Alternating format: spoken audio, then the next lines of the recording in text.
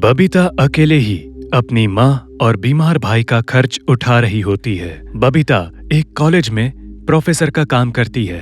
एक दिन वो कॉलेज के लिए निकल रही होती है और वो अपना बायां पैर पहले घर से निकालती है। तभी बबीता, मैंने तुझे कितनी बार कहा है, घर से बाहर निकलते वक्त पहले दायां पैर बाहर निकालना चाहिए, वरना ये अपशगुन होता है बेटा। मैंने भी तुमसे कितनी बार कहा है माँ, मुझे इन सब बातों पर बिल्कुल यकीन नहीं है। ये सब मनगढ़ंत बातें होती हैं। आज अमावस की काली रात है, आज जल्दी घर आ जाना। आज के दिन कई लोग काला जादू करते हैं बबीता। अरे माँ, तुम इन सब बातों पर क्यों विश्वास करती हो? ये सब कुछ नहीं होता है। नहीं, ये सब बातें बहुत सोच समझ कर की जाती है। सरिता बहुत अंधविश्वासी थी और हमेशा इन सब से बचने के लिए टोना टोटका करते रहती थी।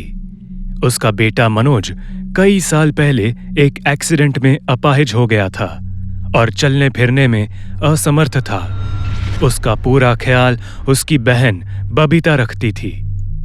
बबीता कॉलेज के लिए निकल जाती है और बहुत काम होने की वजह से आज उसे घर जाने में देर हो जाती है।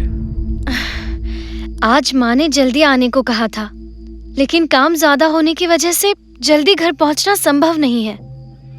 माँ को फोन करके बता देती हूँ। हाँ, आने में देर हो जाएगी। बबीता जैसे ही अपना फोन उठाती है, फोन उसके हाथ से गिर जाता है और टूट जाता है। उसे वापस घर जाने में बहुत लेट हो जाता है। उसे कोई टैक्सी या ऑटो नहीं मिलता। वो पैदल ही अपने घर की ओर निकल जाती है। आज ही इस मोबाइल को क्यों खराब होना था?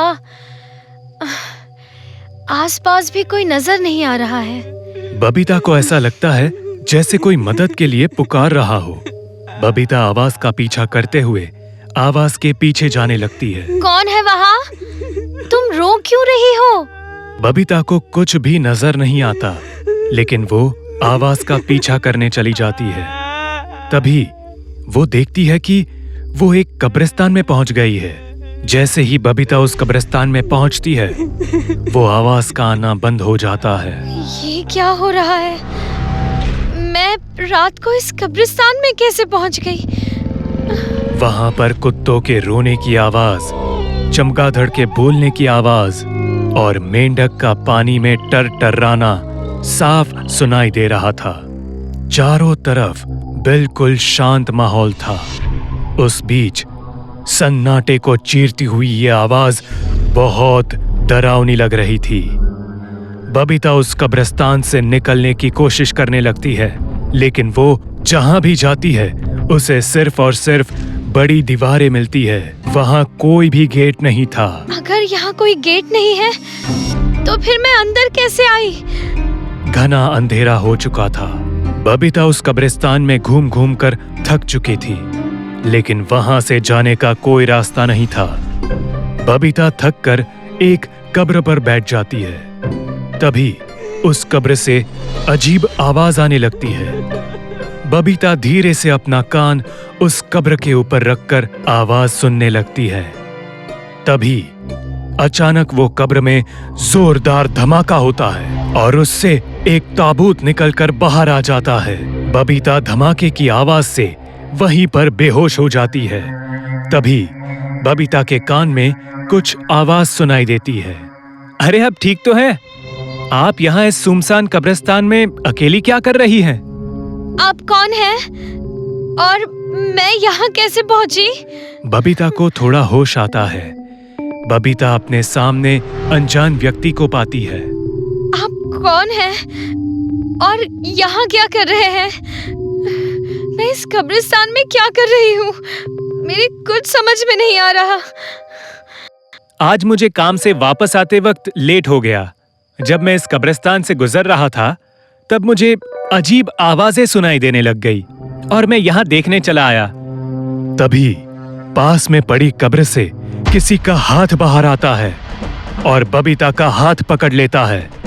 बबीता डर के मारे चिल्लाती है। अमन बबीता का हाथ छुड़ाने की कोशिश करता है, लेकिन उसका हाथ बहुत बुरी तरह से फंस चुका था। ये क्या हो रहा है? एक कब्र में रखा मुर्दा किसी का हाथ कैसे पकड़ सकता है?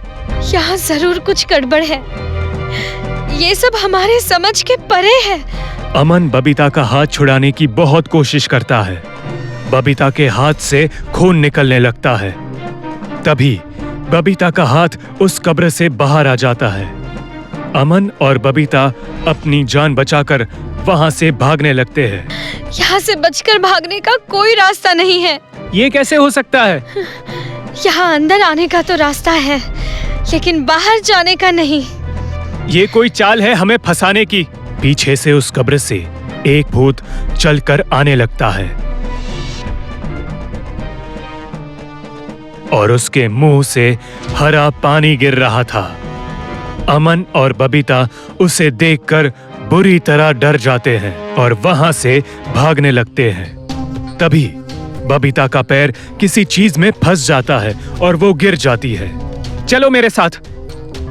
वो बबीता का पैर पकड़कर खींचकर ले जाने लगता है। बबीता खुद को रोकने की कोशिश करती है, लेकिन वो नाकामयाब होती है।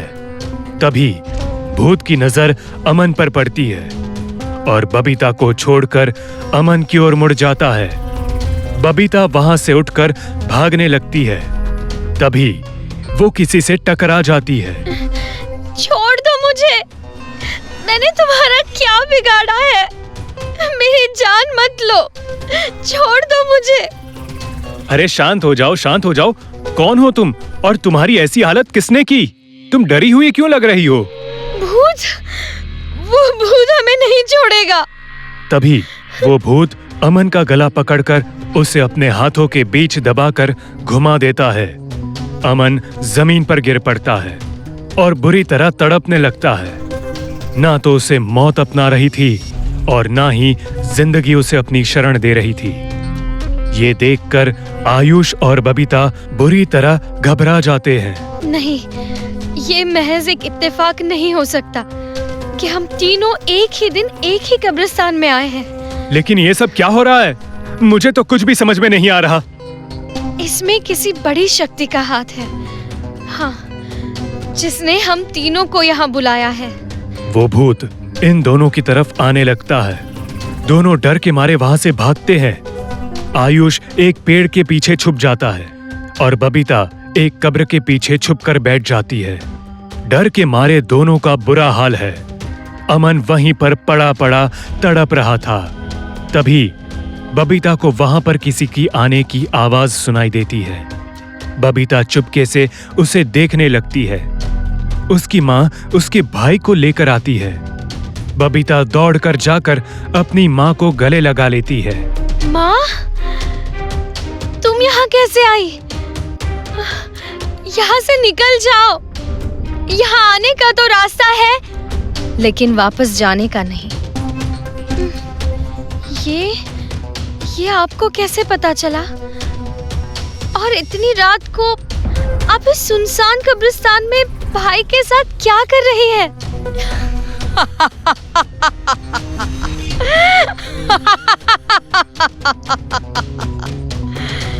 तुम्हें अब तक नहीं समझ में आया? ये सब मेरा करा धरा है। तुम तीनों को मैंने यहाँ बुलाया है।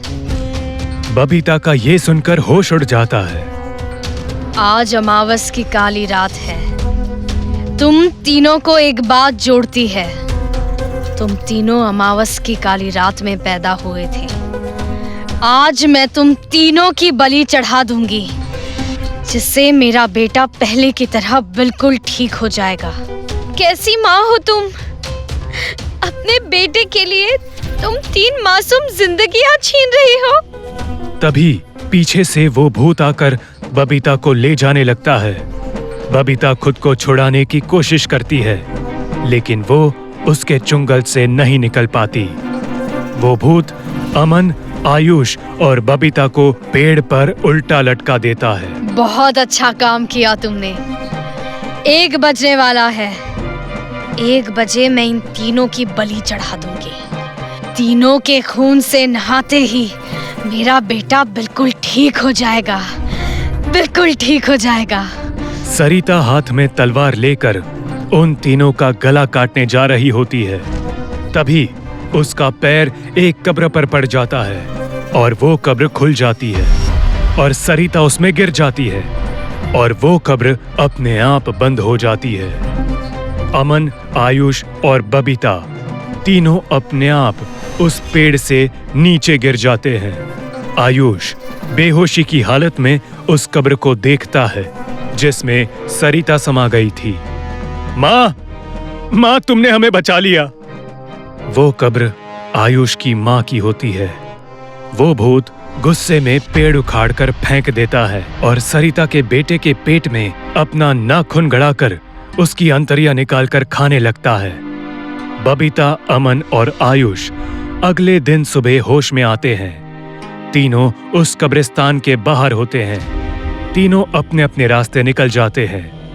लेकिन वो रात तीनों की जिंदगी की खौफनाक रात होती है जिसे वो तीनों कभी नहीं भुला सकते। एक माँ अपने बेटे को ठीक करने के लिए किसी और के बेटे की जान ले रही थी और एक माँ मरकर भी अपने बेटे की जान बचा रही थी। वो खौफनाक रात हमारे जहन में हमेशा जिंदा रहेगी।